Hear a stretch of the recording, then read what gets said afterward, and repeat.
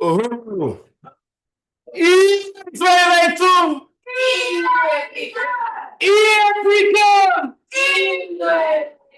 Festa. Festa. Festa. Touch one. Touch one. Uhuru. I'm glad to be here among my comrades. Uhuru in Swahili means freedom. So we greet you day and night with freedom on our minds, freedom on our lips. Uhuru. Festa. Uhuru. I'm Westbrook, the local president of InPDUM, which is International People Democratic Uhuru Movement, right here in St. Louis. And we want to welcome you to this beautiful space called Aquava. We know Aquava translates to welcome. So once again, welcome to this beautiful house that the Black has built. And once again, I represent InPDUM, which was formed and led by the African People's Socialist Party in 1991 to be able to bring the mass African working class into political life and also to bring back bread, peace, and Black power. Uhuru.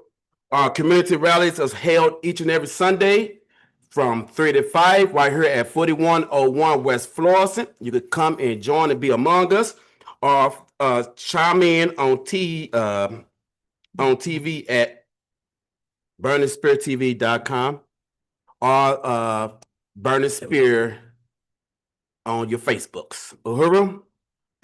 Uhuru. But right now, before we continue on, I want us to stand and sing along with our African fight song that was written by our very own force, Uhuru.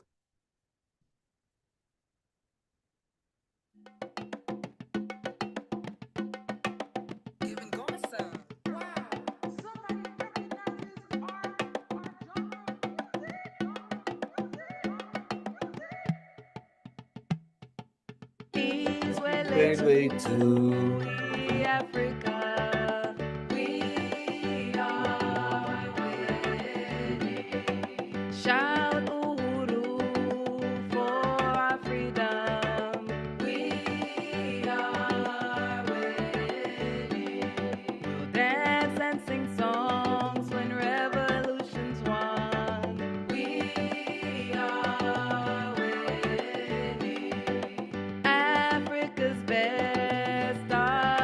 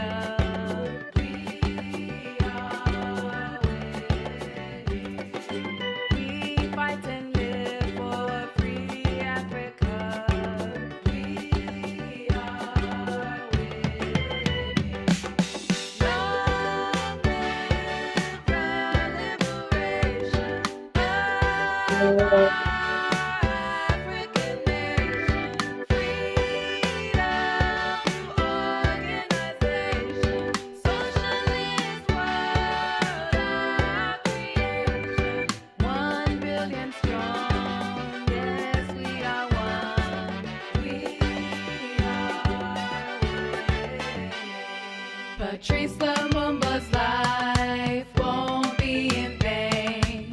We are winning. Keep up the work in Marcus Garvey's name. We are winning.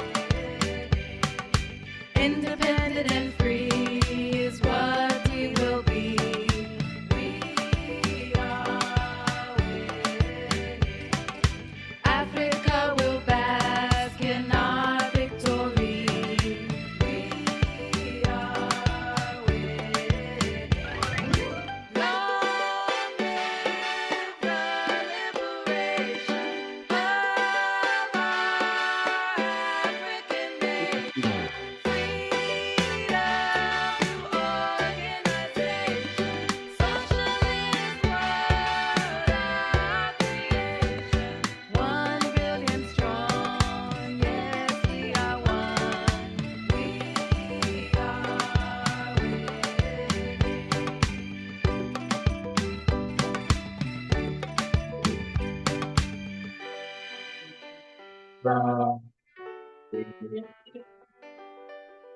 Mister, Mister, Mister, when you fight back, you win. We win every we get.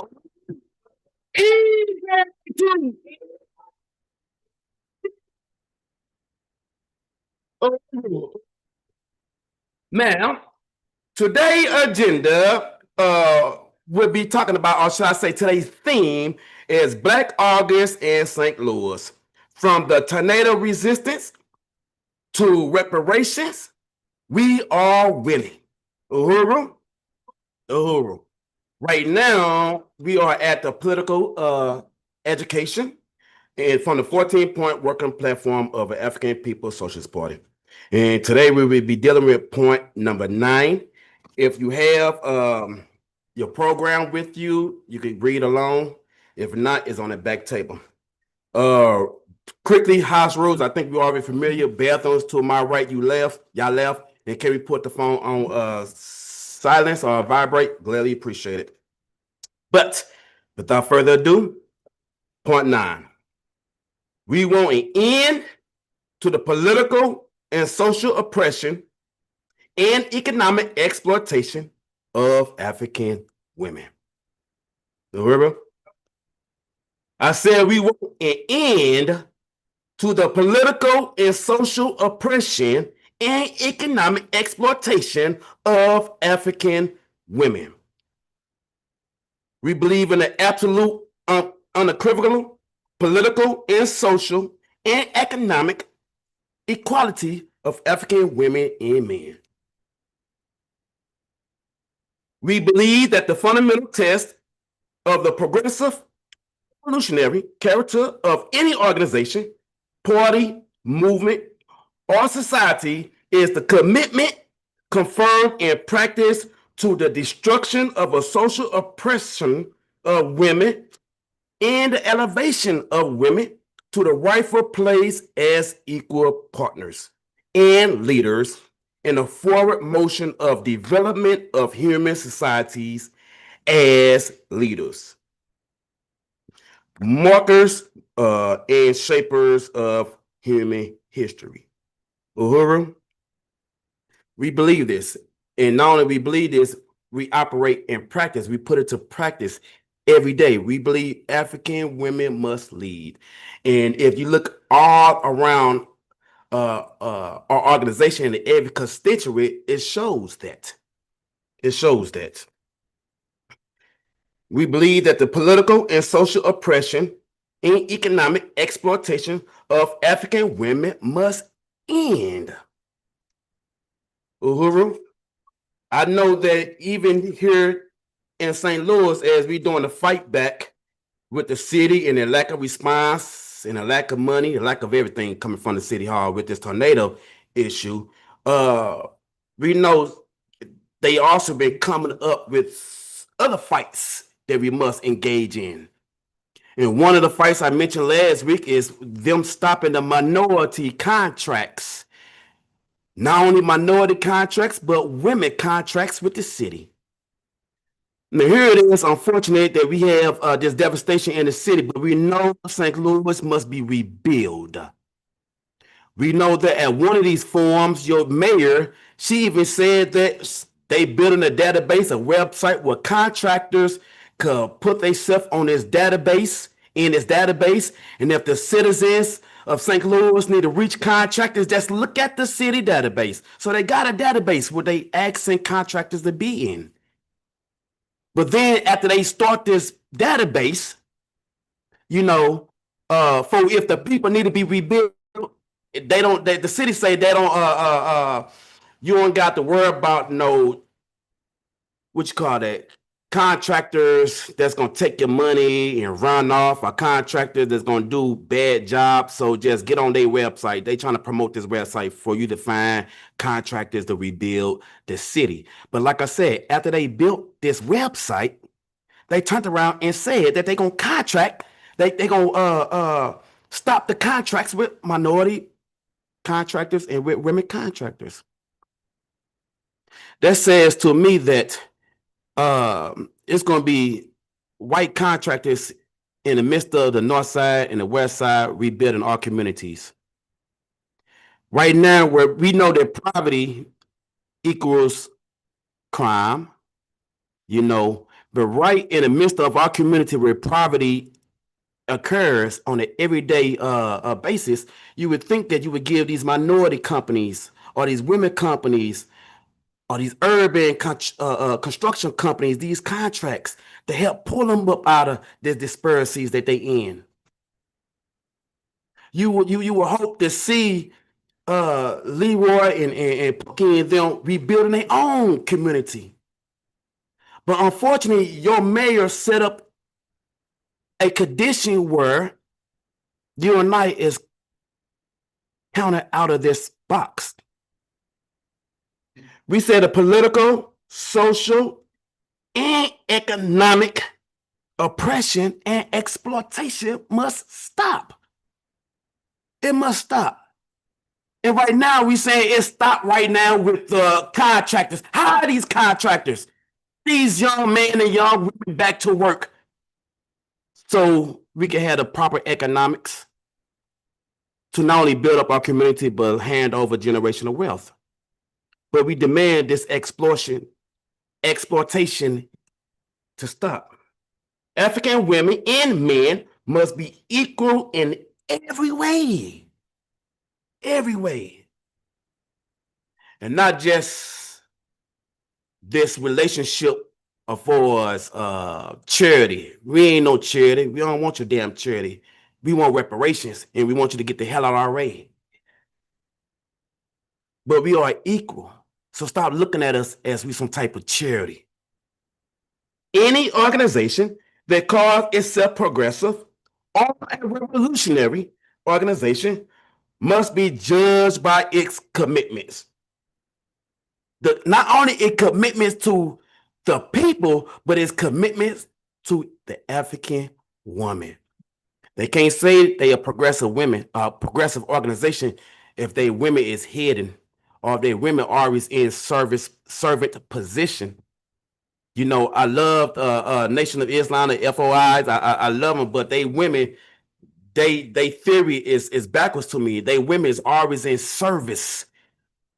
Even during our care movement, we call it, they women prepare the food, serve the men, but they still cannot eat until the men is done. That's with seconds. That's with dessert, etc. But organization, we believe that African women must lead and lead not from the back, but from the front. And we also say that any organization that calls itself a progressive organization got to follow suit. You just can't say African women is good for ideals and you run or build your career off their ideals. No. We know that the African women is not only leaders in our house, but leaders in the community, and also should be represented as leaders in our organization. African women must be equal partners and leaders and shapers of our community. And human history. They must be. So right now, I want to turn over to the questions and start with number one, if that's cool with you. The equality of African women and men must be A, absolute political, social, and economic equality. B, equality only on Mother's Day. C, equality only when there is a babysitter. Oh shit, I get to go out tonight. I got a babysitter. All of the above. All of the above. Which one is it? Hey, everybody got it right. So Fofi raised her hand. So Fofi, thought I had something for you. Listen. I come out my pocket. We got an update paper. Matter of fact. This what we got today. We got this paper coming from the August issue. It's going to Fofi. I want to ask everybody in the audience and online going by your August issue, and we talking about the up and coming prevention, InPDUM prevention. So get it. Uhuru, Conrad, push you.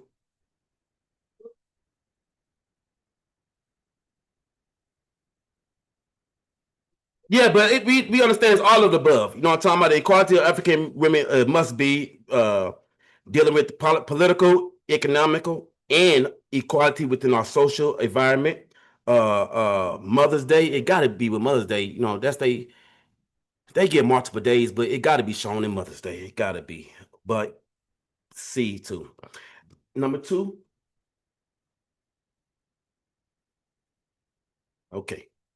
African women must A, play the primary role in raising children. B, yeah, B. That kind of sounds sexist. I'm gonna say. B, to be to be elevated to equal partners and leaders in our struggle in society. C, always take minutes.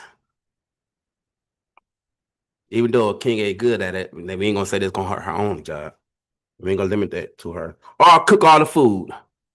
Cook all the food. Cook all the food. I mean, we got some good, cool food cookers, but sometimes, yeah.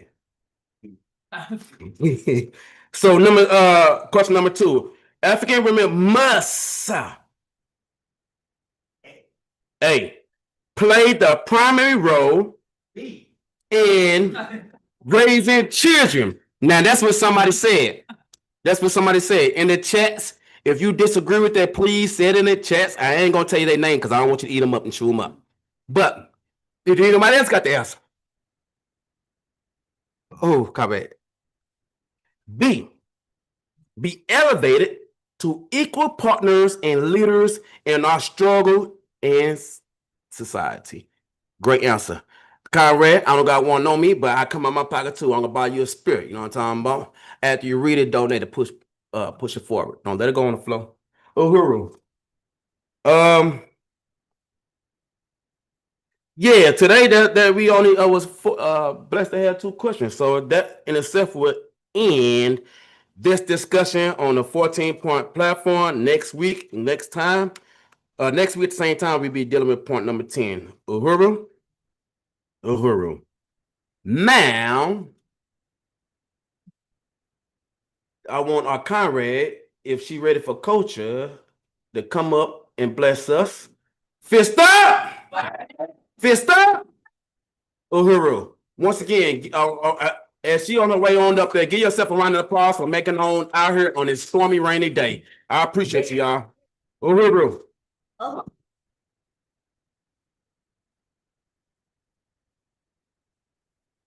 Uhuru Conrads. I'm gonna do something different today. Give me 4 words from the inside of this building. Give me 4 words. Truth. Truth. I'll make it easy. Uhuru. Freedom. Uhuru. Beautiful. African women. Beautiful and African women. Who just started From where I stand, I can only tell truth from my lips as I speak freely. Uhuru. African women are beautiful inside and out, tall and short, big and little, dark, caramel, beige. African women are beautiful. We have melanin that makes us African. That's the only place you can get melanin. We are free, Uhuru free, and we walk with the Uhuru strut. We carry the shoulders of the world. We carry the weight of the world on our shoulders. On our left side, we carry the weight. On our right side, we have the answers. We are African women. We are African melanated women with the answers and the questions to every situation that comes to our feet. Because you know what? We're equipped with everything this earth can give us. We got the question, we got the answer. And the question is, freedom win? Nah. Freedom win? Nah. Freedom win? Uhuru. Like that. Come on. Uhuru. Let's give it up one more time for Kofi. Our dear Conrad with the coaching. Must lead. Must lead. Uhuru, that's our Conrad Ray saying African women must lead, and she fit to be leading some of our rallies in this upcoming events. So Uhuru. So I appreciate that, Conrad. Now, once again, we are dealing with Black August. You know what I'm saying? A lot of folks, well, you got some folks don't know what Black August is. Then you have some folks that miscategorize Black August as Black History Month or another form of Black History Month. But we know Black August is a month of resistance, a month of political education, you know, if you will, a month of Black awareness, but awareness of the freedom fighters, the ones that fought in the struggles to bring us this far. Uhuru. So we want to highlight Black August or this month on a corporate level, which means within this body. And we also want you to celebrate it on an individual level. So I'm going to give you a couple of keys afterwards how you can celebrate it when you go home. Uhuru. But we know Black August resulted from the anti-colonial movement that gripped the world during the 1950s through 70s.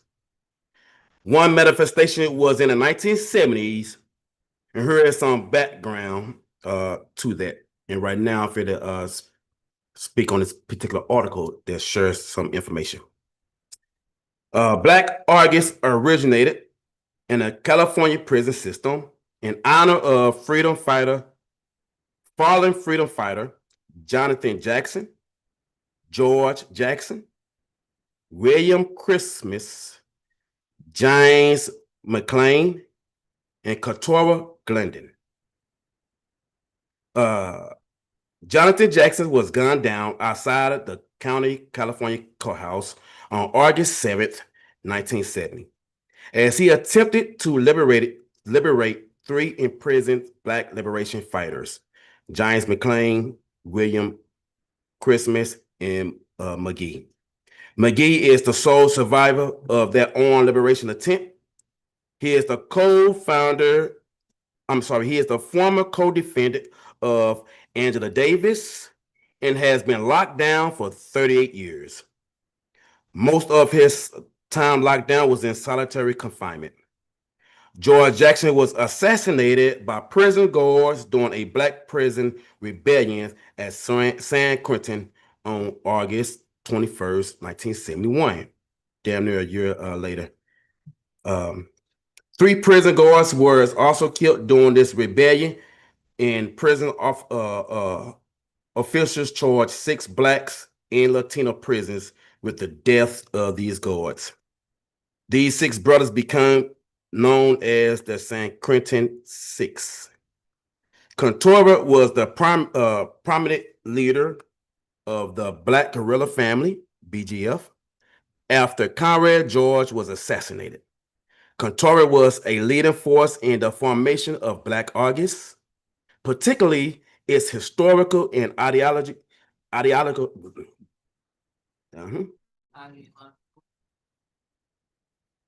You know, I got that thick tongue. The historical and ideological foundation. Contora, like many other unarmed, unnamed freedom fighters of the BGF and the Revolutionary Prison Guards of the 1970s, was murdered at San Quentin Prison in 1978 to eliminate the leadership and to destroy the resistance movement. The brothers who participated in the collection of the founding of the Black August was a few of these forces, one of them being George Jackson. But I want to stop there because we could go on down a line, and I want to pick up right here. Black August has become more than just a day to remember the San Quentin Six and their self-determination.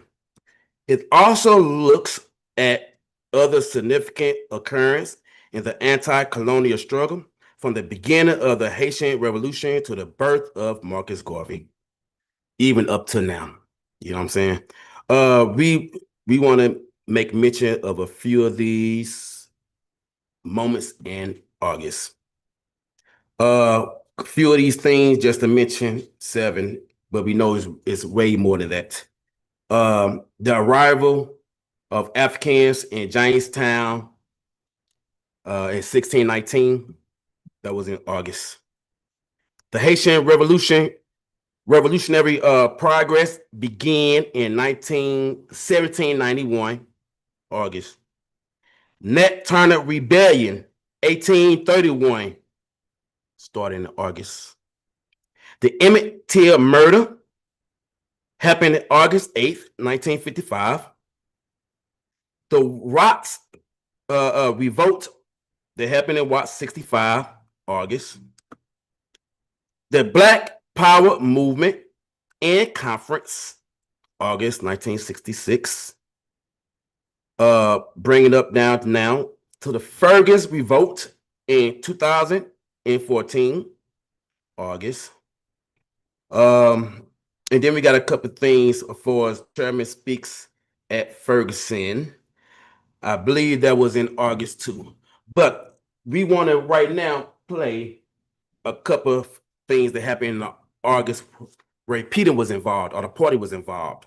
Uhuru? We come together, we don't need an outside force to do nothing for us. We self-sufficient. If you want to, you were saying that we don't have economical structures and stuff like that. We need to patronize ourselves. We need to patronize Black businesses. Money does not stay in the Black community. So if it doesn't, if it's going out the community, how are you supporting yourself? And we steady asking for someone else to do something for us that we have to do for ourselves. I agree. Let me just say this. I don't think it's a matter of begging for something, but I think we have to achieve clarity. Every Monday morning, your preacher or somebody's preacher here goes and takes your money to the bank. Yes. Every time you go to the mall, they take your money to the bank. Every time you go to one of these stores, they take your money to the bank. And then the bank uses that money and loan it to other people to make money from your money. But when you go to the bank and ask them for a business loan with your own money, you can't get the money. That's your money. That's your money. So that's not begging. The city government here, every year, the city government gets tons and tons of money. They get it from so-called community, block grant monies. They get also they give away monies. They give away monies to corporations and things like that. But our community, that's our money. That's the taxpayers' money. That's your money too. But when you go and to the city council and say, look, we need this for our, this ain't begging. We saying we want our money, that you're giving our money to all these other corporations and other things. We want some of our money too. So that's not begging. So I agree with you that we have the ability to do a lot for ourselves, and we should once we become conscious that we are an oppressed people, Yes. and that Yes. because if you say we got to do it for ourselves, what that means is America does not treat us like citizens; it treats us like subjects, like a colonized population. When I saw that military equipment here in Ferguson, I've seen it all over this country, but it's the same stuff that you see they use in Afghanistan. Yes, You know, yes, so it is. It's the they exact treat the same Afghans. equipment. Why? Because the Afghans and the Africans in this country are perceived in the same fashion. We are colonized people, and it takes extreme violence to keep an oppressed people who built this country. Who built this country? All the wealth that we see in this country was built off black labor. So it takes extreme violence to be able to keep us living in these circumstances that they have imposed on us, right? So Mike Brown, if he went into a store, if he took some cigars, in this community, I saw them armed, standing up saying that they were going to prevent people from taking anything else from their store. Those were not Africans who were standing there. But all the money in our community goes to some other community because we can't get hold of our own resources. So I don't want to hear anything about thieves. I don't want to hear anything about violence, because the violence is that's imposed on us, and it's the extreme violence that's necessary to keep us in the situation that we're locked in today. I agree. So we got to build a revolutionary force.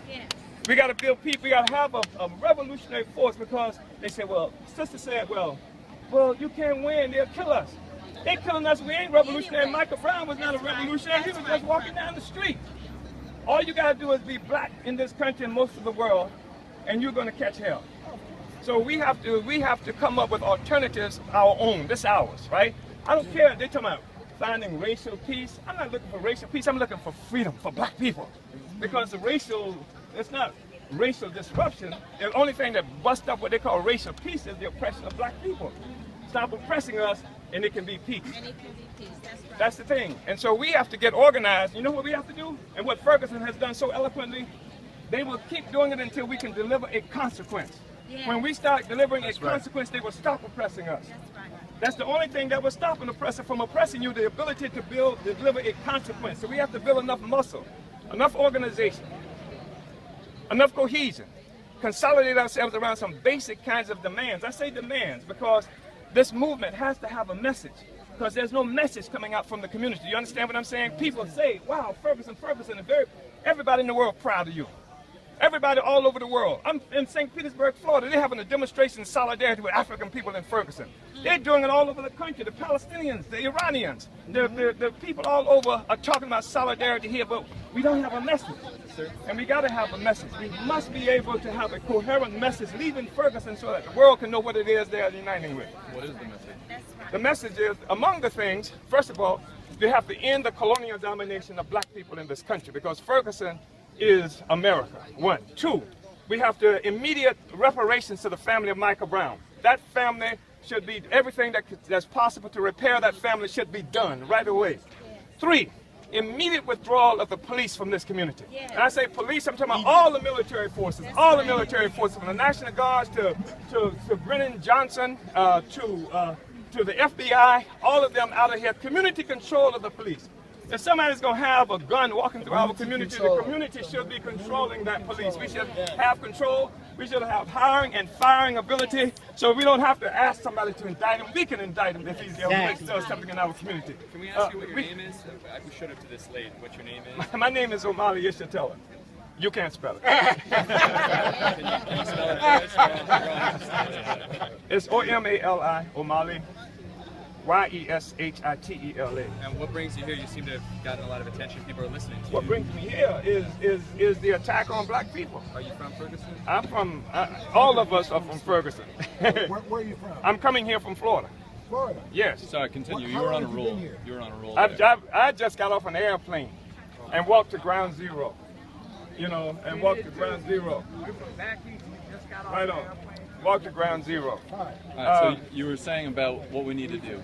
Yeah, and I'm saying that and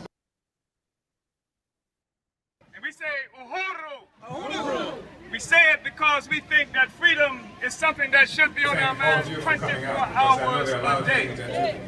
I want to just say that I got off an airplane from St. Petersburg, Florida to come here. And I had to come here from Florida because what happens in Ferguson is not unusual. And what people are trying to do is to treat Ferguson as this extraordinary thing that's happening in this country. Where the reality is, in New York, where this brother just came from, in 1 year, the police department stopped 850,000 men, most of whom were black. Stopped and searched them. In Philadelphia, 250,000 black men were stopped and searched. In New York, they had 80% of those people were black, and we had a situation where only 8% of the people who they stopped were charged with anything. And the things they were charged with was not the reason they were stopped in the first place. So Ferguson is not unusual. One. Two, what we saw in Ferguson in terms of the military forces out here, that's not unusual. They like to talk about they have surplus weapons here that's coming from the Pentagon. You can't have surplus weapons year after year after year. A surplus is that above and beyond the inventory that you should have. So if the military is purchasing all of this hardware and giving it to police organizations around the country, you can't call it surplus. Yeah. What is happening is the United States government is giving arms through the military, through your taxpayer money, the same guns and weapons that they're using against oppressed people in Afghanistan, the same weapons that they're using against oppressed people in Iraq, the same weapons that they are threatening to use against the government in Iran, they're using them right here in Ferguson. They're using them throughout this country. I think it's really important for us to understand what these brothers are talking about in the system, that we have a problem. The problem isn't even whether people like each other or not. I mean, everybody ought to like each other, and I think given an opportunity, everybody will like each other. But we've got a system that's based on injustice. I mean, think about this. The whole system that we are talking about is one that was given birth through what? Slavery. It was given birth as a consequence of stealing land from people that nobody even talks about unless they're in the audience. We got concentration camps in this country that they call Indian reservations. Nobody even talks about them. It is a system that is born of oppression and genocide, and it does what it has to do in order to survive, because it needs to continue to suck the blood of the people in order to continue to live. We live in a world where 80% of the human beings on earth are trying to survive of $10 US or less a day, where 50% of the human beings on this earth are trying to survive of $2.50 or less a day, and if you're in Africa, you're lucky if you're getting $1 a day. This is the system that those drones that are killing people in Pakistan and in Afghanistan are trying to protect. This is the system that Darren Wilson was trying to protect when he gunned down that brother right here in this community. So we have to understand we're looking at a systemic problem. Ain't nothing wrong with the people. Something is wrong with the damn system. The people are all right, but the system has to go. It can only produce what it does produce. So I want to say, Ferguson, you have been so heroic that people all around the world are celebrating your courage and the stance that you have been able to take.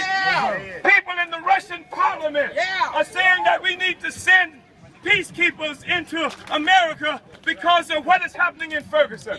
The people from the Popular Front of the Liberation of Palestine, they're sending out salutes to black people in this country because of the stance of people here in Ferguson. The Iranian government, everybody around the world is looking at Ferguson, and because of the stance you took. So we say that the people will prevail. The people will prevail.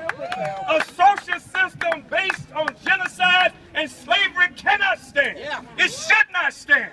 It can only produce Mike Browns all over the country. Every 26 years, every 26 hours in this country, a black man is shot down by a police or police-related entity.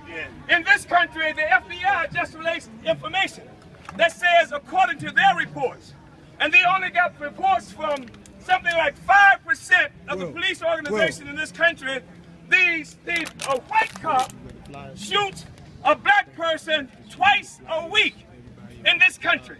And that's from the FBI. We didn't make that up. The FBI said it. Of course, we know the FBI makes up a lot of stuff. But they didn't make this up, right? So I'm just saying that we have to build a resistance. Organization is fundamental, but we have to go beyond just organizing around specific incidents that the system creates. We have to learn how to organize against the system so that we can have a strategic view of what it means to be free, something that most people, and certainly most Africans in this country, have no memory of. So I want to just say one more time, I know you're going to unite with me. Can we say Uhuru? Uhuru. Uhuru means freedom, right? So we say Uhuru. Oh, we got, listen, I know Pastor here, what are you, Pastor? Baptist? AME, African Methodist. Now, and we sound like we got a lot of Catholics out here. Can we say Uhuru? Uhuru! Uhuru! Uhuru! Uhuru! Thank you very much. We have to get out of here, but there is still a person I met.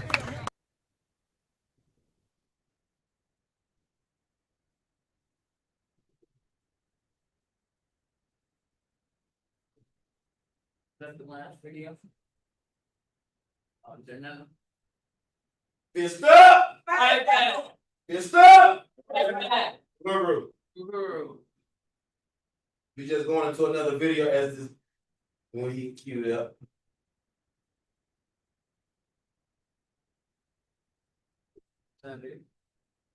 Because of young Africans right here in Ferguson who stood up.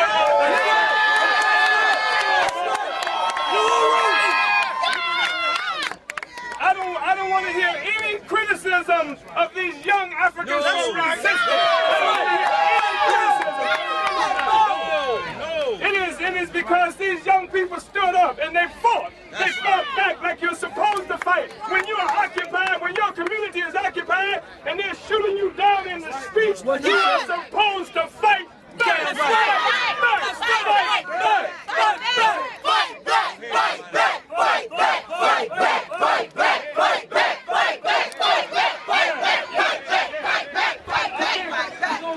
The family is here. Is the family here? Where's the family?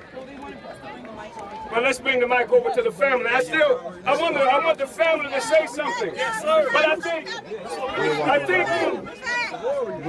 think it's really important. Let's move this way so we can make some space. Yeah, we'll follow you, sir. We're gonna walk with this family because we don't need any more parents burying their children. We don't need any more parents burying their children. The fact is that they treat African people like we're an occupied colonial community.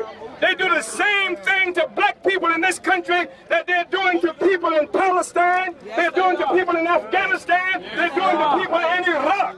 They're doing it for the same reason, because we are colonized people. We are occupied people, and we're going to have to push the occupation out. We're going to have to overturn this occupation.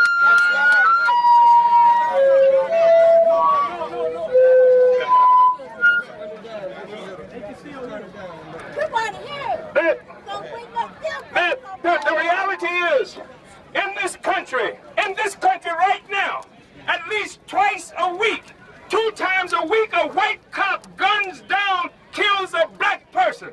Not just Mike Brown, but all the other Mike Browns happening throughout this country. And it is no accident.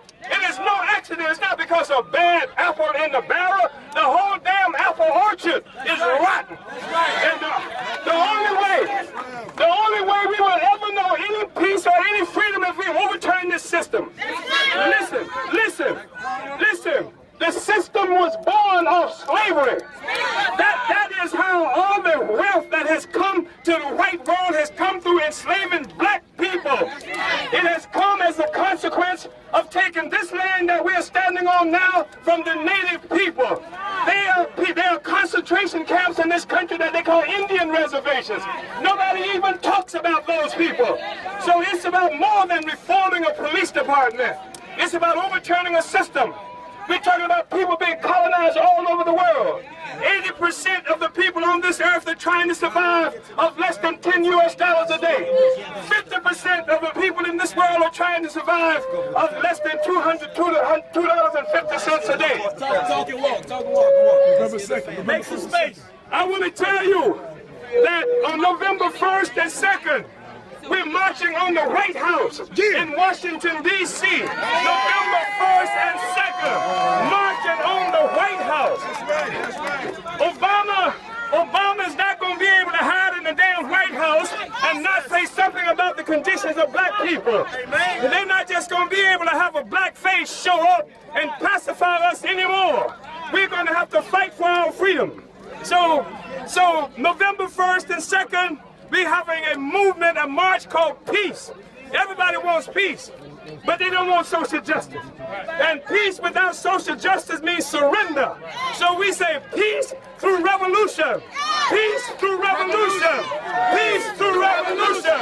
Peace through revolution. Peace through revolution. Black is Back Coalition. Black is Back Coalition.org. We marching on the White House November 1st and 2nd. Calm down, place else is because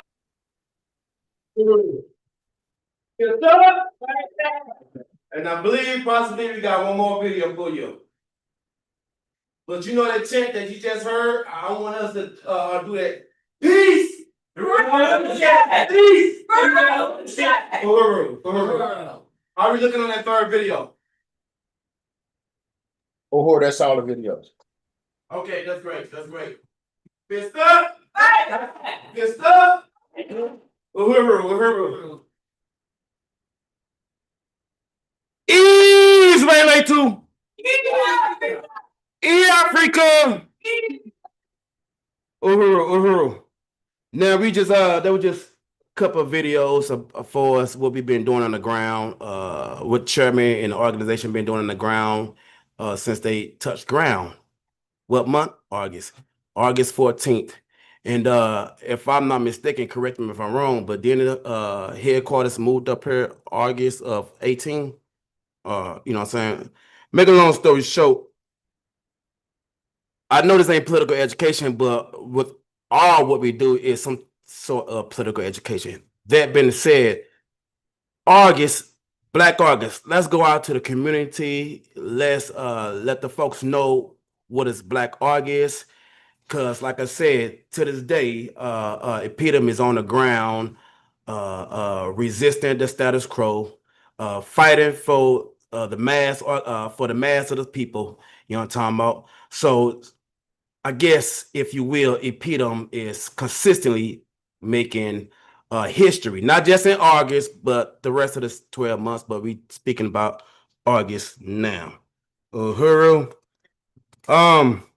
Couple one things I want to speak about is what you could do to be part of Black August on an individual level. Uhuru. Okay. Now, this is gonna be difficult for some this gonna be easy.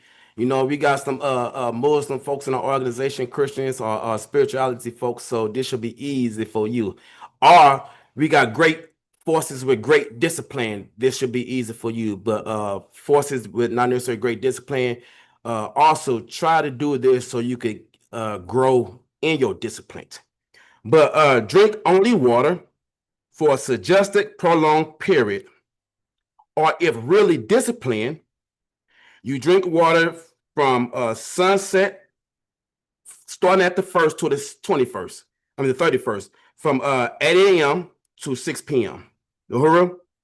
So once again, drink only water for suggested prolonged period, or if you really disciplined, until after sunset from the 1st until the 31st. Suggested hours are 8 a.m. to 6 p.m.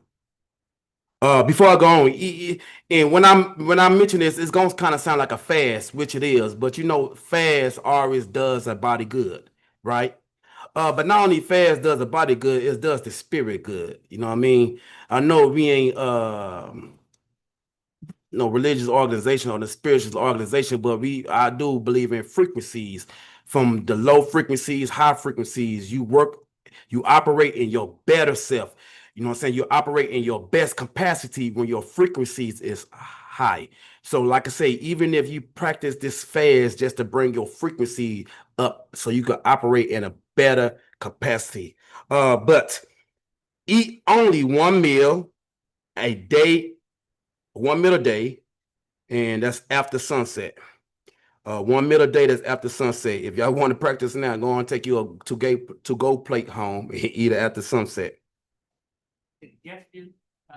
And Black August, yes, ma'am. This is what the founders of Black August put forth for you not to just to be a what you call a pinch, a peer warmer, a bench warmer. You when you can actually participate in it. You know what I'm talking about? You just don't look back and watch videos, or in Black History Month, they do a particular essay about Martin Luther King and they think the Black history is over.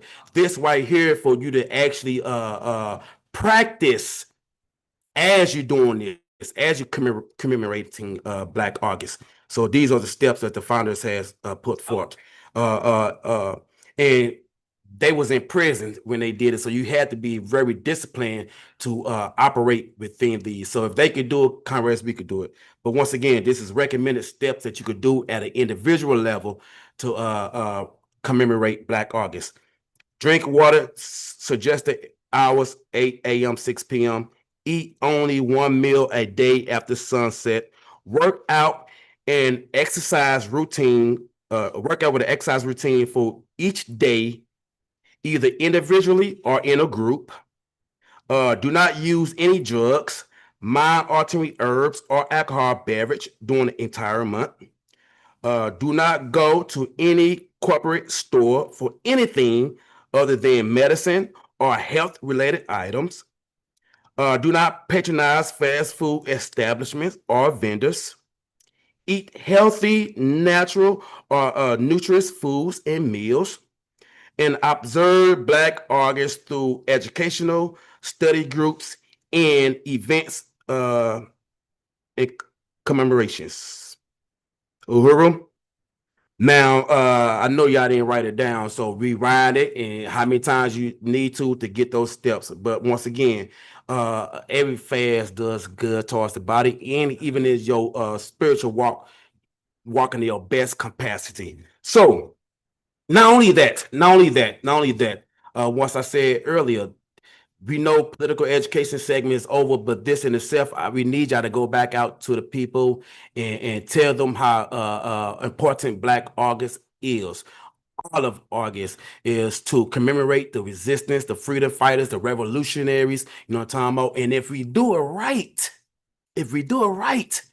we could pull folks in. This could be a recruitment card, an outreach card. We could pull people in because we know we need a lot awareness to what's been going on, especially when you got this fight all across not only America, but this globe against the people. You know what I'm talking about? We want to remind the people that we are the people of resistance. We're not pacifists.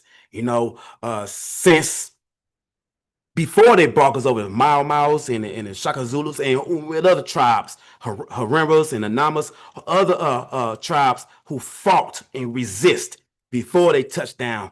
And I know we mentioned Nat Turner for us, one of the freedom fighters who resisted uprising, but he's not the only one. He's just a prominent one. But we need to remind the people that we are people of resistance, not pacifists. We're not sitting down and taking a lick on our chin and being accepted with that, not getting a 1.6 devastation in our community and them throwing us chump change and we be accepting with that. We are people of resistance. This is the time for us to remember those resistance so we can get back on the course and resent the colonizers. Uhuru.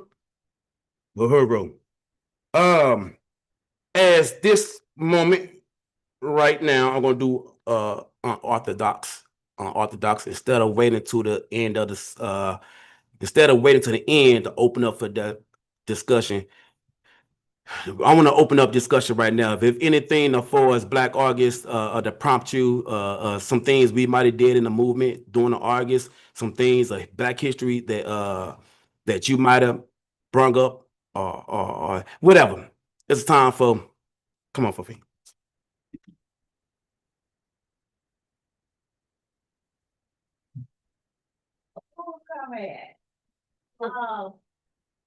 Being a revolutionary and in preparing yourself and the people around you about who you are and what you're about, instead of just doing something Do what we know to do. Get the burning spear. Read an article. Get 3 or 4 people and explain and talk about it. Make it a part of a conversation that you can educate people that don't know who we are and bring them into the Uhuru House. Teach them what we're teaching people is how to fight for their rights, how to be a revolutionary in everyday life without just saying it being some big deal. Live it, do it, be it. What is it? Tell them you're gonna meet them at the bar.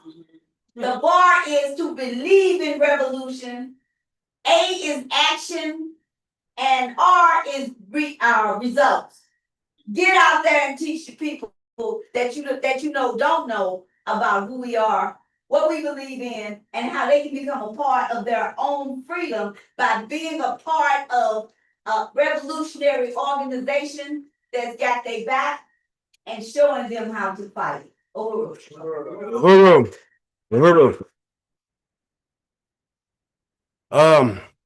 Once again, I just want to read a few more things that started in August. And my fault if I sound redundant, but the arrival of the first enslaved Africans to Jamestown, Virginia, August 1619. The start of the Great Haitian Revolution, August 1791. Gabriel Rebellion. See, they only teach about Nat Turner, but the Gabriel Rebellion of August 30th, 1800. That's 31 years before Nat Turner. The rebellion of Nat the Prophet Turner on August 21st, 1831. The call for a general strike by enslaved New Africans by Henry, August 22nd, 1843. So far, I just told you about 3 great rebellions, but the school books only teach about Nat Turner. The initiation of the major networks and the conductors of the Underground Railroad, August 2nd, 1850. The March on Washington, August 28th, 1963. The Watts Rebellion of August 1965. The Defense of Provision for the Government of the Republic of New Africa from an FBI assault in Mississippi, August 18, 1971.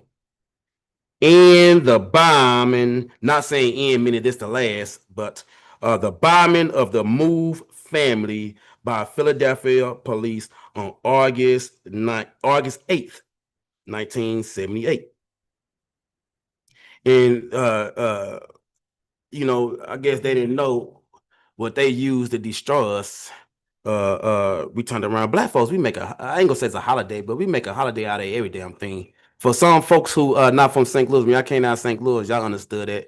What we got? 314 day, 420 day. Like I say, everybody around the world celebrating Black August. But make a long story short, I think that we should treat all of Black August as such. Not a holiday to barbecue and have fun, if you will, but to have social gatherings to educate the community, because a lot of folks is lost on what Black August is. The only time folks really speak about August is when you speak about going back to school, and I want to change their narrative. Uhuru. But we know that raising the awareness is not the only thing, since Black August is also known as Black Resistance or Black Resistance Month. I'm talking about we still must resist the status quo, this colonial capitalist government. So far, you've been seeing us resist this notion from City Hall, 31 million is enough. You know what I'm talking about? And we also gonna see us is keep resisting the state. I'm using it as a gateway to the next statement. Deandra Fates, I see she's not in, but she's supposed to be in, and unfortunately, she was supposed to be here to speak about her son, Jonathan Cowards, I believe. Forgive me if I'm butchering his last name. But when we speak about resist, we talk about in every sense, but unfortunately, me and Ciali was at the balloon release for an individual, Mr. Hayes, Sam Hayes, that was died at the Justice Center, you know. And unfortunately, right now, as we speak, Mr. Jonathan Cowards is at, that's why I wish she was here, Zach Clayton, the Clayton Justice Center. And her son he's 40 years old. He suffered from a few different conditions. One of them being schizophrenic. I forget the other one. But make a long story short, they've been locking this brother down for 3 years. And for 3 years, they've been giving this brother, well, his mother and him, the runarounds. Unfortunately, in his case, it's just like many other Africans. We don't have enough resources to pay for a great lawyer, good lawyer. So we get appointed these flunkies, these uh, public pretender. Thank you, public pretender. And a lot of times they crash us out for the sake of the state, But in this case, for 3 years, they've been holding this guy, and the state can't get a honest reason on why. The public defender is not giving an honest reason on why. 1 minute is for a gun charge, but then he's not locked up for a gun charge. 1 minute is for assault. It's always admitted. They ship him from here to Clayton to facility Potosi, I believe it was. That's why she was here to give the great details. But make a long story short, she was brought to our attention, and we called to do wellness check and a look after this brother, because we know when you touch one, you touch all. We know, let them tell me, yeah, he's been locked up for 3 months, and they don't necessarily have a reason. They had the mother thinking the exit date was September the 5th, the court date. She had a court date September 5th. But when I spoke to them, they told me that they didn't have a court date. I asked her, well, what is she typing up? You can hear her typing up as my fault. I told y'all to cut it off, but I did my fault. But anyway, you can hear her typing up and trying to get to the bottom of my questions. So one of them was my question was, well, how long y'all had him in your system? And yeah, we had him for about 3 years. Why? She couldn't get to that. A steadfast answer. Okay, September 5th. His court date. What is it? What is it pertaining? Well, in our system, he don't got a court date. I said, ma'am. Well, what is September 5th? Because you got the public defender and the lawyer, the parents thinking it's the court date. What is September 5th? Well, September 5th is the release date. I said, the release date and not a court date. Yes, it's a release date. I said, well, let me ask you a question. And I'm just asking, if that's a release date and not a court date, why he's not being released right now? She said, that's a good question. Let me see. She typed it up. And she said, I don't know. Give me a second. Then she came back and tried to change the subject about the September 5th been his release date. I said, oh, that's great. It's been his release date. But let me ask you a question. Back to my former one. Why he can't be released now? And she said, well, sir, the answer we got in the system is we keeping him for safety reasons. I said, huh? I said, ma'am, I've been doing this for a very long time, and this is the first time I've heard of this. I said, ma'am, is it a what you call a court clerk around to give me clarity? She said, sir, Out of the many years I've been doing this is the first time me hearing this too. Hold on, let me put you on the hold. And she came back and said, it's just sound, I don't understand this, but yes, they keeping him. He don't have no particular charges. They just keeping him for safety reasons till the September 5th. So I said, oh, okay. Not telling her my next move, but we know that next move, we got to demand them to let their brother go. Because if it's not a justified reason, if it's not a legal reason, it ain't no goddamn legal reason, because we know that the laws is made by the colonizers. But once again, if it's not no justified reason for the brother to be there just for safety causes, and I asked them, I said, hold up, for his safety or for the community's safety? Because sometimes you got folks on suicide watch, but those folks should be in institutions, not in prisons or jail cells. But she says, sir, they doesn't clarify it. It just say for safety. So this is the state. This is the state. And when we say touch one, we say touch all. Because we believe that what they got going on in California, Arizona, Texas, etc., with ICE, it could very soon happen here. The only thing they need to do is capture a couple folks, throw them in the jail, and if ain't no uprising, no folks tripping, they think they got it good. So, make a long story short, yes, we're going to have to get some forces to get that brother out of their concentration camp, because you cannot, at least on our watch, take one of our Africans up off the streets, jail them for 3 years, give them an arbitrary exit date just to say we doing this for safety reasons. It doesn't make sense. They could have told a better lie than that. But this is the state that we're facing. This is the city and local government that we're facing. While distractions is happening over here, they're busy causing hate, busy causing fights and disarray over here. While we busy fighting for more money, what they doing? They cancel the contracts for minorities and women. They turn the water off for civilians and citizens. They snatching people up off the streets and jailing them for 3 years. Thank God we raised hell, because they did it with our own voice. Speaking of Black August, they damn near made us a Black August, but we know July 29th when the feds came and tried to come against Uhuru 3. That was the 29th, right before August. Wasn't it in August where they snatched our comrade off the street? I think it was. Correct me if I'm wrong. But they snatched a comrade off the street just to question him, just so they can help solidarity or help with their case. But make a long story short, what I'm saying is this here: when you touch one, you touch all.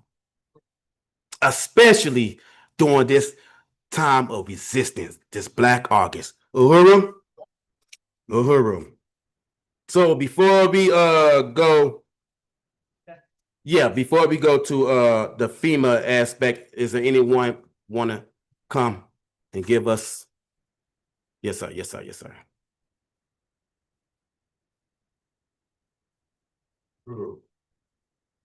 want to appreciate this rally. Want to appreciate the significance of Black August, but I also want to appreciate the fact that, I want to make note of the fact that August is also the month where children are going back to school, and how many of these children are still victims of this tornado, don't have any place to live, and as you raised earlier in the rally about, minority contracts being canceled and whatnot, and we've also been dealing with the so-called town hall meetings where they say, you got this money for you, got this money for you, got this money for you, but no money isn't materialized as of yet.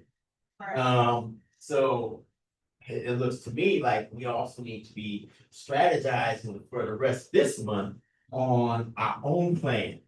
What about those Africans that helped out self-employed on the 16th that were contractors? How do we do it ourselves? Why don't we come up with a plan, say, hey, all these Black contractors that gave us a hand on the 16th, let's find ways that they can get paid Let's find a way so that we can gather up the money necessary so that people can get their houses fixed. Let's take it out of the hands of the city, because you can see that the city ain't doing jack. Right, And it's up to us. right. Uhuru. Uhuru. Uhuru.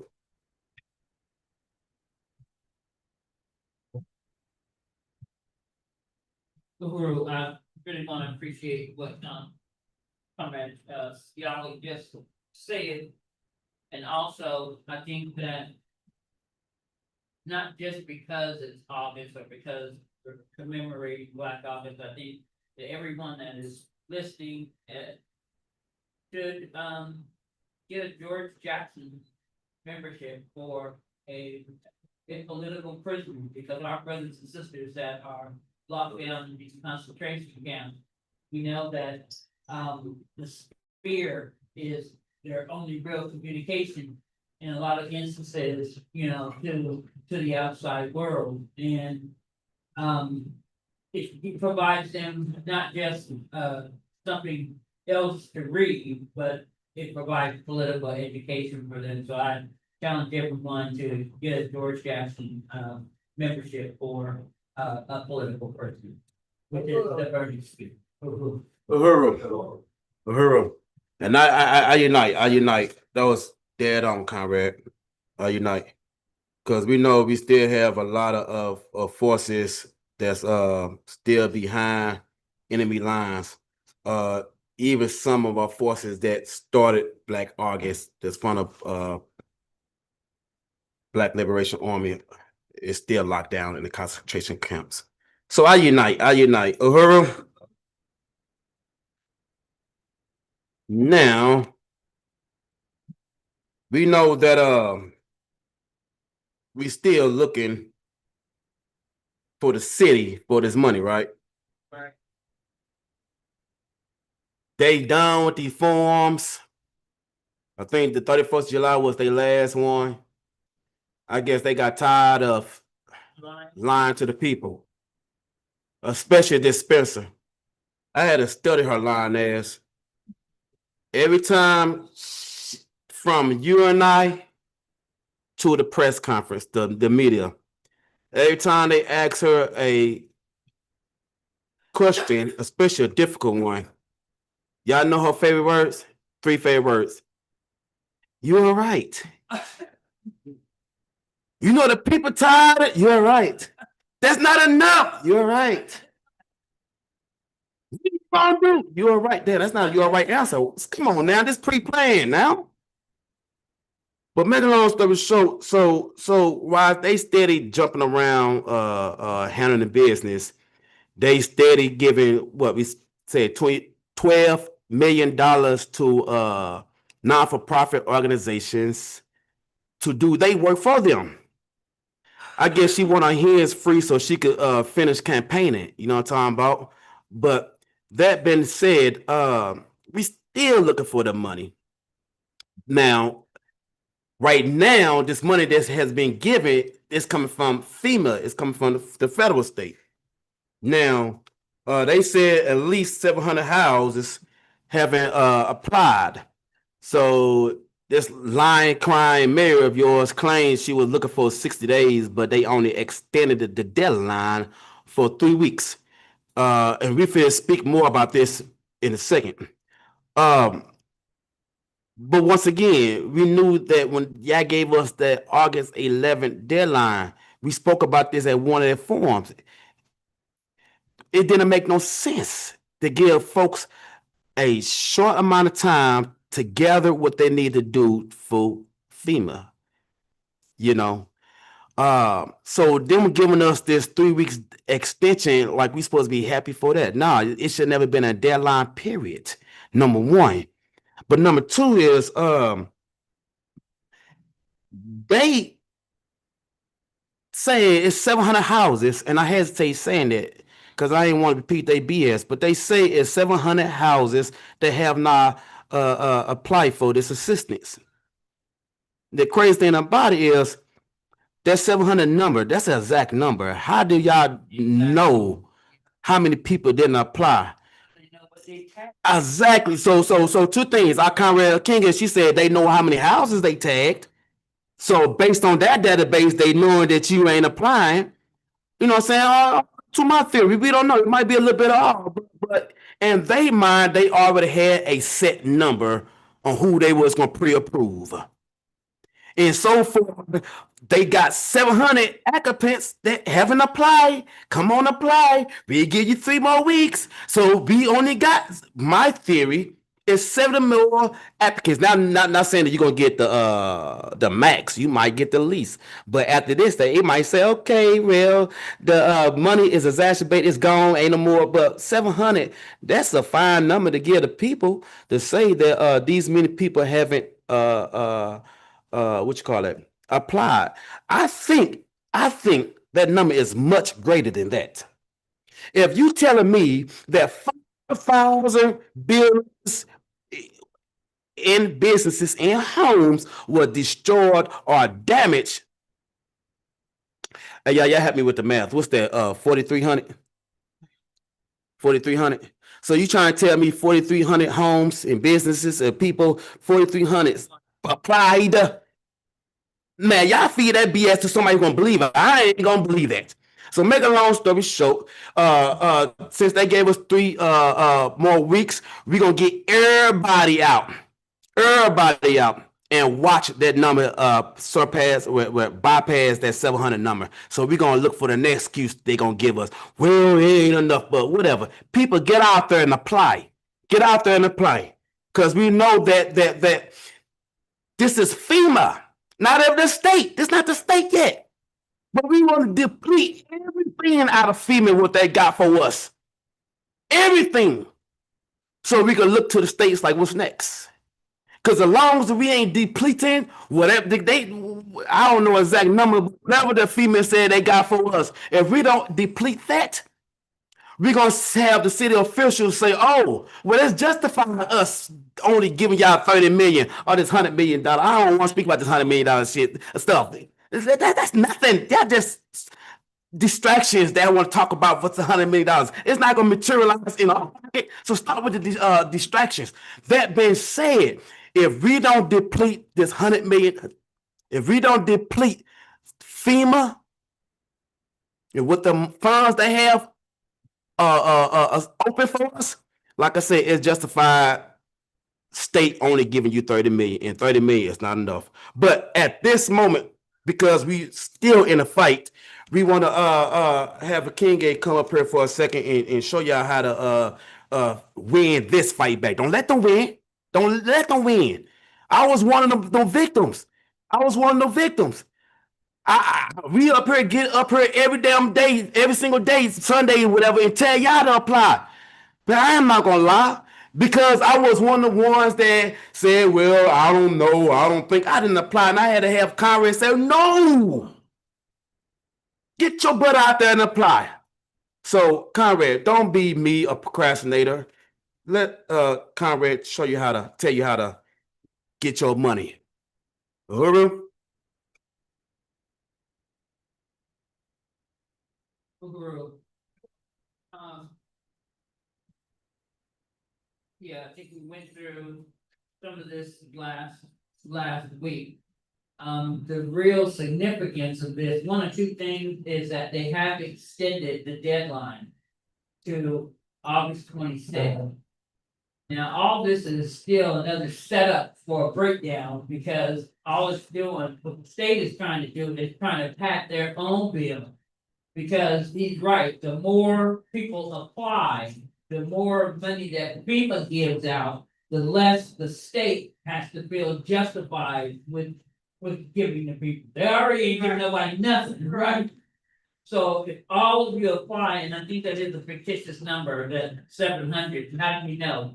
When they didn't go door to door right after on May 17th, so now how can you be so specific about the number of people that didn't apply? Now you can concretely say, because nobody's been to anyone's home. But again, the application is really simple. What you're gonna click where it says apply now, and you can do this on the phone also. Where it says apply now, tell them you're not a robot. enter your zip code. And 63115. And then you do need to put in the city. Oh, yeah, and it actually pops up which of the storms, and I wanna point out again that on here, the March storm of 2025 was on here that they said nothing about that people could have applied for damages, and then we've also got the May 16th, so you're gonna click the May 16th. And then you're gonna click next. And it's gonna ask you where the damage happened. Of course, you wanna click St. Louis and the St. Louis City, click next. And they tell you pretty much how you need to, once you get to this point and you give us the information about given where the storm happened, it's gonna take you to where you have to create a login. With it says create a login.gov account to sign in if you don't have one. It's really simple. Just the same way you would set up anything else if you've got you know, young children or adults, someone that can help you, or if not, call FEMA, they can walk you through this or whatever as well to set this up. And what is the public one account? Once you do that and you log in, you've started the process. They're gonna tell you that your application has been accepted, they've gotten the information. And the other you can do is call. I myself filed, and what I did was I called. One, I was having a problem setting up this login.gov account. And any number of reasons that could happen, and that may be what has happened to a lot of people. They get there and they just go, whatever. But I unite with what Comrade Westbrook was saying, President Westbrook was saying about procrastinating. Don't do it. Just do it. Just get it done. Because that's one of the ways that we're gonna be able to continue to push back on the state. Because this is a shell game, that they're playing here now to see who's gonna do what first. And they're anticipating that and I heard them say in one of the town hall meetings that, and I don't think they meant to say this, that it wasn't supposed to be heard. Put it that way, it wasn't supposed to be heard. Conversation they really were having amongst each other and kind of let it slip out is that what they're waiting to do, they're waiting to see what FEMA's gonna do. Because they don't wanna give out these billions of dollars that they have access to because they don't know if they're gonna get it back. And they weren't, Joe Public wasn't supposed to hear that, but I said, they let it slip out. So apply, because we still want the opportunity to be able to push back on the state. Because that $30 million in RAM settlement money is the people's money anyway.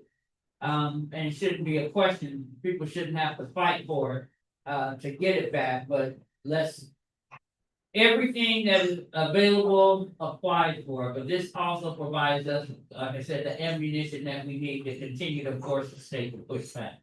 So don't wait, file your claim, property damage. We had personal damage, which most people had damage to their homes, some people had damage to their cars. You see, they pay for food, clothing, medical supplies. If you were out of your home, what I can tell you is that they have the ability to be able to sustain you for almost 2 years. I know that their objective is to rebuild, but while you're in the process of rebuilding, at least get this money so you have a place to live while you're rebuilding. Because people were so devastated.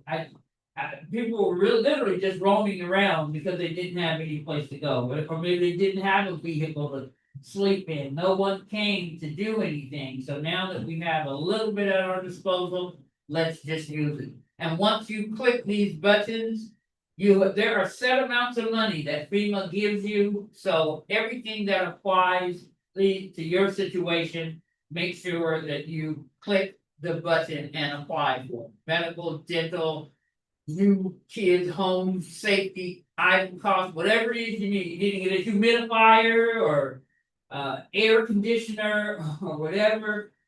Make sure that you include all of that. And then once you go to next, it'll it will begin to process, process your claim. And once you get that claim filed, you're gonna get a number. And it will send you something, an adjuster will come out and to your home, set an appointment with you once your claim is filed. And they'll begin that process. But once you have, the important thing is to have a claim number. Don't worry about if you don't have the deed and all that stuff. I know people are probably still working on trying to, in some instances, trying to get those documents, but get the claim filed. Get the claim filed. The only thing I think that is an issue, and they may have resolved some of that now, where it says, this is not my primary home, I use it as my vacation second home, or I rent it out. Just to be careful there, and if that is your situation, please make sure that you call me. Call them. But that's what I have. Again, the deadline has been extended to the 26th. Apply if you filed already and and your claim is open. When in some instances, people receive certain sums of money presumably for specific things, and they got a little little box in their application that says appeal. If you got that, appeal it. What they're telling you is that there's more money available than that $770, which is, I think they give you automatically for, I think, the loss of food and possibly clothes, and that's gonna cost you more than that to replace your food, let alone the dresser and all the clothes, everything to appeal. So appeal, if you get denied, appeal. Every opportunity that you have to continue to fight for that money, do it. And we want to do it so that we take that away from the state, because what they're going to try to do is say that what you got from FEMA was enough. So we got to keep pushing back. We'll file your claim. File your claim. File your claim. That's it. Thank you, comrade. One Africa. One nation. One nation. One Africa. Uhuru. Y'all ain't timid, are y'all? Huh? Oh, damn. Y'all, what? Let me ask again. Are y'all timid? Are y'all pacifists? Uhuru. So we believe in that. We're going to practice that theory when I say fist up, right? Uhuru. We're going to practice that theory because we can't allow the status quo to keep happening as it has. We can't allow the city hall to keep doing what they want to do and us not fighting. Yeah. For many decades, they've been and I'm hesitating to say this, but for many decades, well, I gotta say it without cussing. Sometimes that's what I'm saying. I'm hesitant to say, so I'm not gonna cuss. But for many decades, they've been unking the black community around. You know what I'm talking about? And some black folks been acting like they timid because they don't want to lose their jobs or they don't want to cause trouble within City Hall. But this is Black August. This is the month of resistance. They want you to remember February, Black History Month, but they don't want you to remember the month of resistance. Uhuru. So get out there. You apply for this FEMA money before the deadline, April 26th, in August 26th. Thank you, August 26th. But right now, it's time for us to call for membership and resources, and we're gonna call our comrade Fofi up here for that aspect of it. Uhuru. Israel too. Africa. Africa. Israel too. Uhuru. Uhuru. Okay, comrades, how are each and every one of you? I know you've been educated, you've been pushed forth. Your mind has been open to what you need to do to celebrate Black August, the importance of Black August. But guess what? Every day is Black August. Just like every day is Black History Month. Everything you do is making history. So let's go out and do it with a bang. All right? And to do that, we are under a colonial system that honors the dead presidents, the dollars, nickels, dimes, and quarters. And since we're in this system and we are colonialized, we fighting back, even against that, we must have resources to do the flyers, to do the internet, to do the cool room, to keep the brain off our heads. It takes resources. Our goal today is $100. $100. And you online, we want you also to donate at Cash App's $ InPDUM, InPDUM. If you don't want to do that with your credit card, you can use cash. You can use the website is inpdum.org/donate, DONATE. And with that, you can always send your money to it is a secure, very, very secure line. I have been doing it for over 11 years and I'm still good. Okay. So you can donate on, and we'll always take cash, dollars, and checks. All right. We want $100 today. We can always go over. I'm not mad at you, but at least $100. That help us to keep it going till next week and the next week and every day. We want to bring more and more comrades into this process because InPDUM is not a political, first of all, not religious or affiliate. It is a freedom affiliate. And this is a volunteer organization. It's just the dedication is from within to come out. That's how you win. It's from within. And also coming out of your pocket with the dollars, because that's what we need to move. You can't buy gas with good looks. I wish I could. You can't buy food and pay your utilities or pay your utilities just for what you say or what you do, unless it's with a credit card, cash, check, or money order. All right. So with that being said, that's why we do our call for. And also, InPDUM organization is international. So what we do is we also support our brothers and sisters in Africa. Every month, we supply them with resources so they can continue to build, so they can continue to be in this fight, because revolution is taking everybody down, okay? We're going to win, and we're not leaving anybody behind. And thanks to colonialism, we are all over the world. And thanks to colonialism, we are living under the same deplorable circumstances. We got to put a fist up and we got to fight. And we start on every front: the food, the education, the clothing, the cars, the air, the water, and the resources. Uhuru.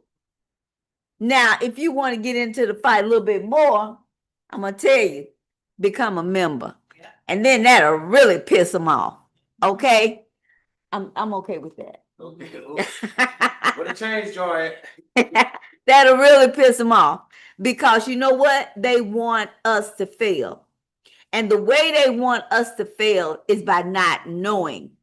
This organization is going to make sure you know who they are and what they're doing to us in the light and in the dark, because they'll put something in your face and tell you, oh, that's green. And guess what? It's black or it's brown.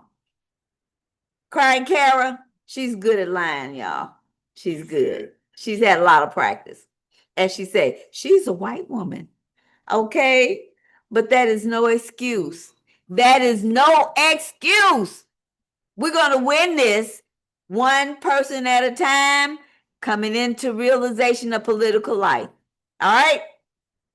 Now, you can come in at a basic level of $25 a year. That's $25 a year. And I got something to tell you.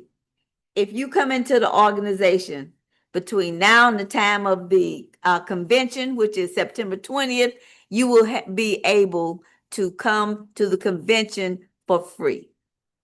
Becoming a brand new member. All right? And with this is St. Louis. We want to build. We want to get the number for the most people joining InPDUM. All right? And how to do that? I'm telling you right now. It's come in as a basic level of $25.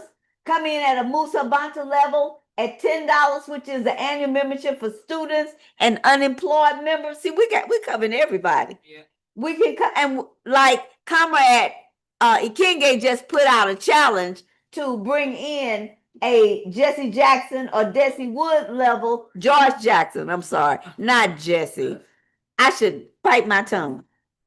A George Jackson and Desi Wood level InPDUM member, which is $5 a month. And that is for our incarcerated members behind enemy lines. It gives them a burning spear that they'll share, and they'll know what's going on out here. And with that being said, I want to sponsor four members. So that's I'm on sponsor 4 myself. And do I have anybody that wants to match me? That's $5 a head. I match 2 people. 2 people. He got 2. That's 6. How many more? I got 2. That's 8. Can we get 2 more? I mean, make even it if we know someone make in it our even family, 10. We might know someone in our family to get, you know. If you don't know anybody, you know somebody. 2 more. That's $10. Can we get 2 more sponsors? Hey, online, can we get 2 sponsors out there? Somebody behind bars, educate them, bring them into political life, save their life, the family, and people around them when they come home. Because you know, they need to know. They need to know. All right? So we got 6 so far. Our goal is 10. All right. You said you got 4. I got 4. He's got 2, and you got 2. 2, 8, right? That's 8. Yes. All right. Now, this is how you can become a member and be on the not the fighting team, the winning team. Come on, the winning team of InPDUM. You know, this is the month we're doing a campaign for membership. I'm gonna get to that too. But right now, I want you to become a member. Last week we had 1 member, and that was amazing. Is there anybody in the hall today that would like to renew or create a membership? I guess you already are members. Okay, well, anybody out there, you can become a member. Go to inpdum.org/join, JOIN, and that will get you into the organization with the answers to bring you into political life, and you can have a say-so on your future, your family's future, and you can cross the line of revolution with us. All right, Uhuru. Announcement. Let's move on with the announcements, okay? And before I leave, we'll have the numbers for the goal. If you went online, please let us know how much you put on in, so we'll know how much to count.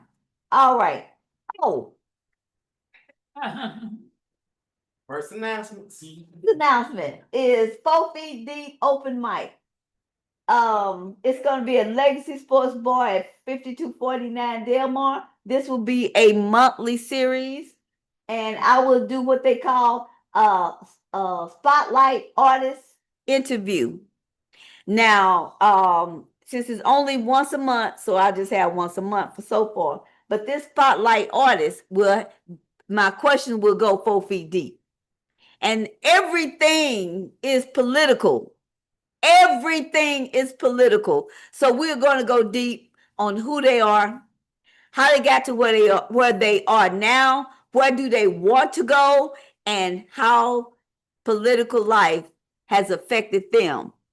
Okay? And if they don't know, they will, because I'm going to introduce them to the Uhuru movement. Okay? That's what we do. Chairman said, go where the people are. And I know they're at Legacy. Yeah. And that's where I'm going. All right. The interview will be streamed on several platforms. The open mic will not be streamed because you know what? That's for if you want to hear the poetry of the open mic, you gotta come there and be a part of it. Okay.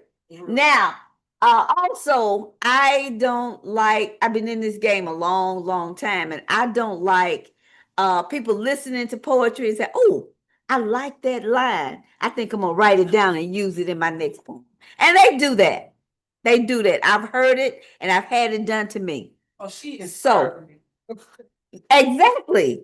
So that's why I'm not doing the open mic. And the little foot over there with the shoe and the bottom says 4 feet deep. That's my icon.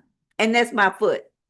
Okay, comrades, this month you'll be hearing about Ron Chill Williams. He was one of the founders of the spoken word expo that happened here in St. Louis in 2002 and 2004, and the Soul Vibe Poetry Collective that toured both coasts and Canada. But anyway, he's got some new stuff going on. You'll hear about that too. But come on out. You can hit the what's that little thing up there? The QR code and get the information. You can sign up on Eventbrite for free. But there's a $15 donation at the door. But let us know where you are by signing up and come on out. And you will know who the next poet will be for next month. Is our own Makeda Baraka. Okay, so yeah, we're doing some stuff here. All right. Okay, you can move that one. All right. Don't agonize, organize. Black is Back Coalition for Social Justice, Peace, and Reparation. This is their 17th annual conference. I said this is our 17th annual conference. Black is Back, I'm going to tell you, and it's not going anywhere. It's going to be at the Dillard University Center for Racial Justice at 2601 Gentilly Road Boulevard, PSB 115, George's Auditorium, New Orleans, Louisiana. Hey, go down there and get you some gator. It will be the 23rd and 24th of this month. And to register, go to blackisbackcoalition.org. Okay? Blackisbackcoalition.org. Look, what we want to do is we want to get a caravan or 10 people on the bus. If we can get 10 to 12 people on the bus that we got, contact us here at 314-380-8016. Yes. Okay, do that. We want to get you there. And also we'll have rooms for you, or we can arrange for you to have rooms. Give us a call. We can give you the price. And I'm going to tell you, it's not going to be $300, $400, $500. Okay, if you want to fly, you go ahead and fly, but you can ride down there in a few hours. And you'll be riding with some comrades, all right? Let's get down there. One of the things, it is a hybrid event, so if for whatever reason you're not able to travel, register so that you can get a link to participate in the program. I would add that this is the 20th anniversary of Katrina, so August is a hot month for resistance in many ways, so I'm certain that this is gonna be a great Event. program. So if you're not able to attend in person, please register so you can get a link to participate via Zoom. She I'll be on said, the bus, so she please said get on the bus this- with me. if you cannot go for whatever reason to participate, register online so you can get a link to be there with them virtually. All right? I Fist don't up? want to be on that bus by myself, y'all. Then you better get somebody to be there with What you. you said. Okay? Yeah. All right. Come on. Get on the bus. All right. Next. Market Day. Yeah, it's coming. The One Africa, One Nation Farmers Market will be August the 23rd. It's that Saturday, but you know what? We're gonna still be watching Black is Back online. All right. It's August 23rd. It's gonna be right out here. Come and get your wares, come and get your fruit, come and get your veggies, come and get your whatever you're looking for.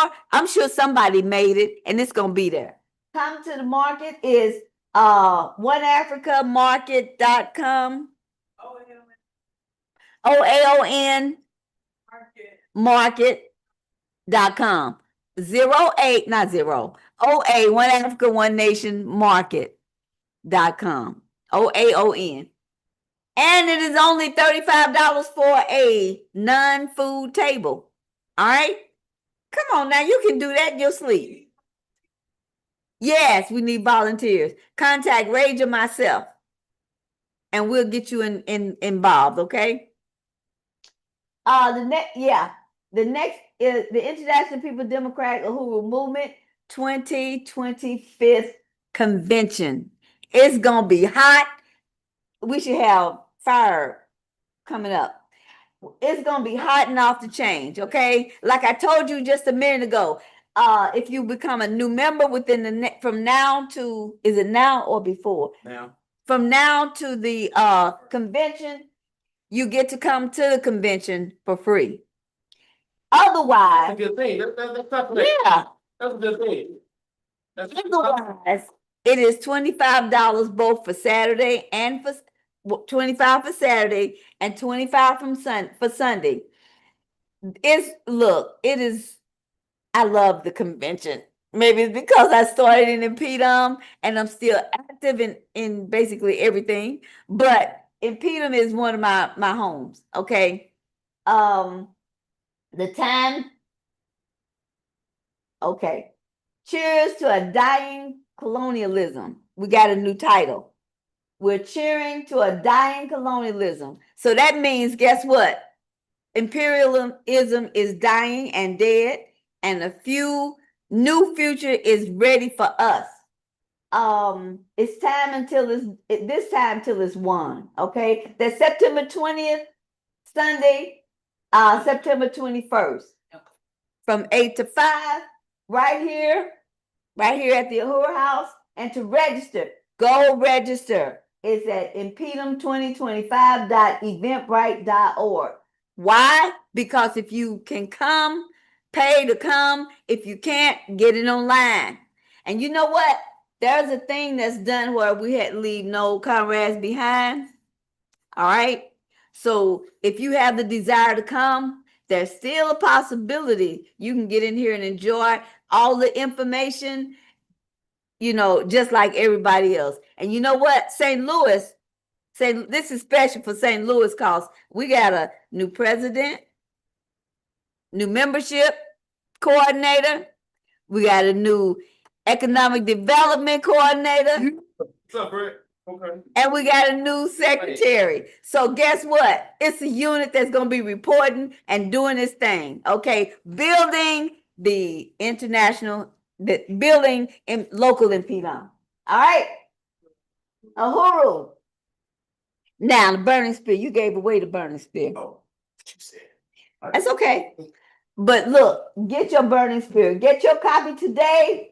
You can get a bundle at the burningspirit.store. You can get a subscription at the burningspirit.com/subscribe. You know what? When you go into a store, they have everybody's paper but yours.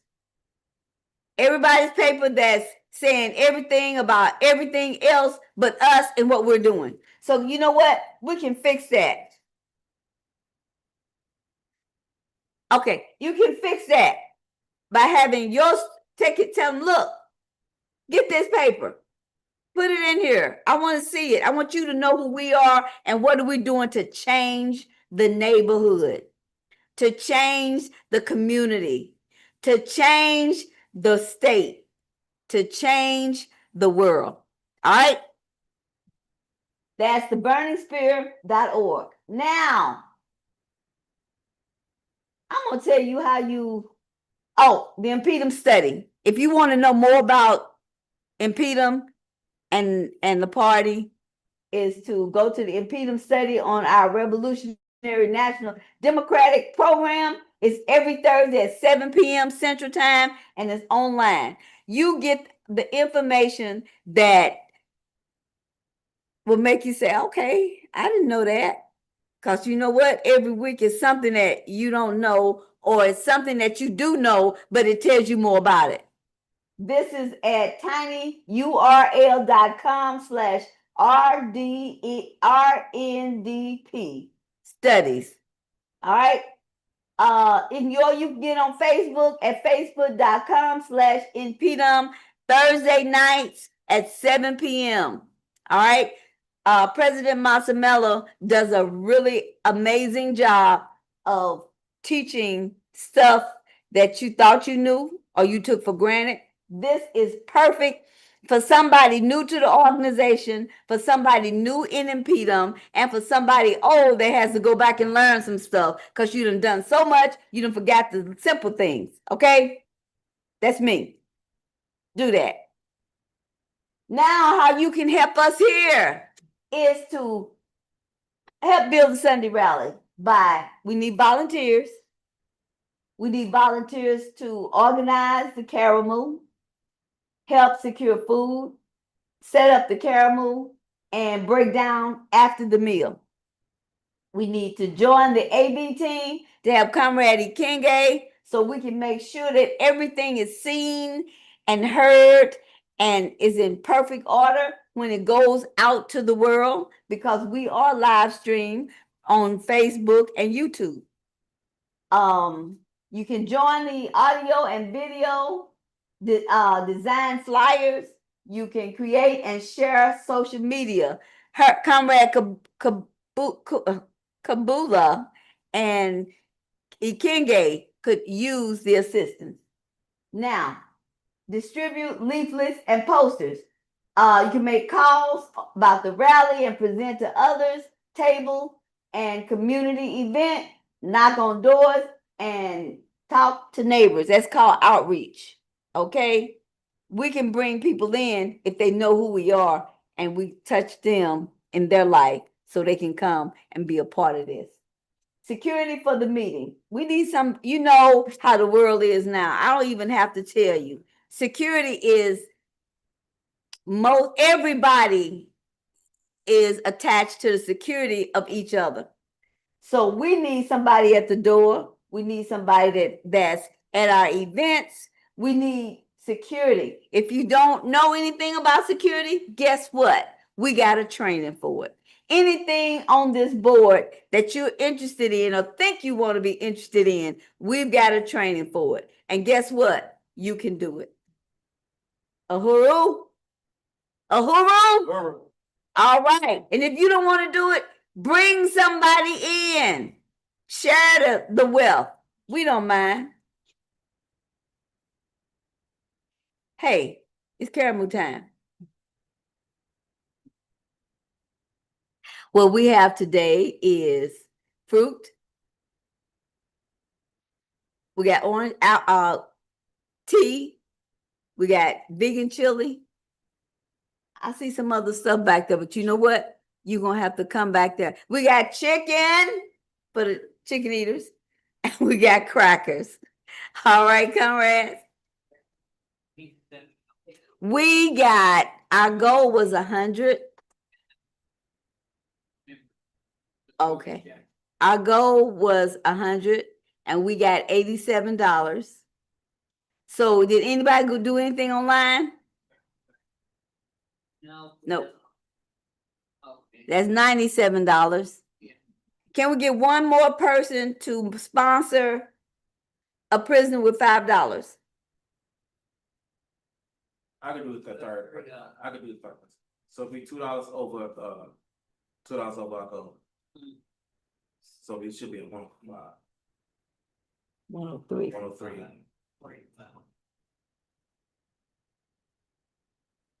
And 97.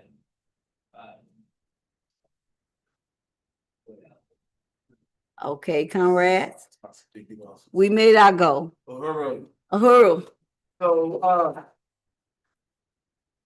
So before you step down, we're gonna see if we can get food for next week, right? Yeah, Okay. that's a good idea. Yes, ma'am. Okay. What would you like next week? Take it to FedEx. Can I get that here? Nope. I should Okay, ask y'all. on one. What can we bring? What y'all wanna bring? What y'all wanna eat? What do you feel like for next week? The 15th, the 16th? Yeah.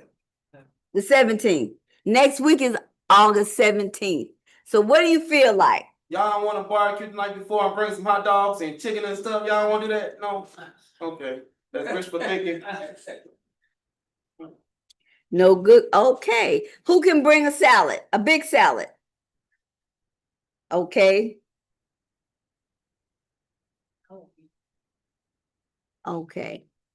Salad is rage. Well, you know what?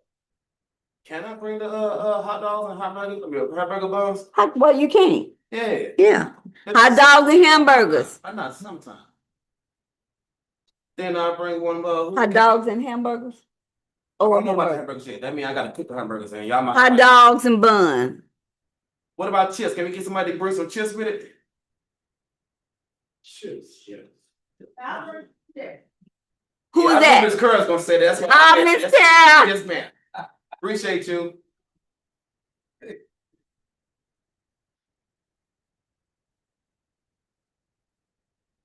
Can we get something sweet?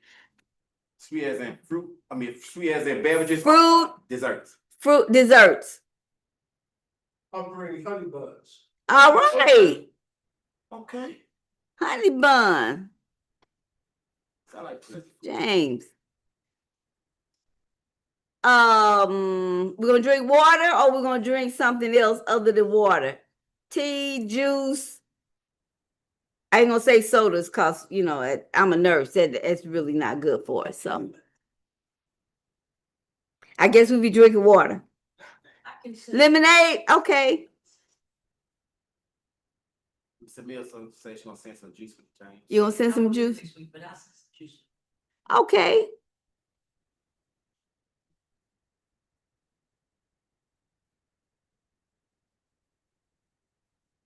Lonnie. Like we got. Okay, so we're gonna have a salad. Oh, we gotta have dressing. Who's gonna bring dressing? Well, just in case, I bring Right. some more too. Okay. Have some dress, but I bring some more just in case. Yes. We should have dressing. Okay, we got salad, hot dogs and buns, chips, honey buns, lemonade, and juice. Hey, that's a nice summer refresher. Okay. All righty. And I want to thank each and every one of you. You want okay. And we ready for caramel, y'all, in about a minute. Well, let's give it up for folks. Let's give it up for them. Good job. Yeah, I'm always excited when she get up right now because that means it's closest for us to go home, right? Uhuru. Since she said we got a Jesse Jackson position, I want to leave it at that. I am somebody. Ain't that what he said? We are somebody. I was just joking. Hey, listen. I appreciate y'all coming out. I appreciate y'all showing up because it's raining out, and nevertheless, y'all still decided to be here with the people. So same place, same time next week, y'all. Yeah. Uhuru. Let's eat. Uhuru.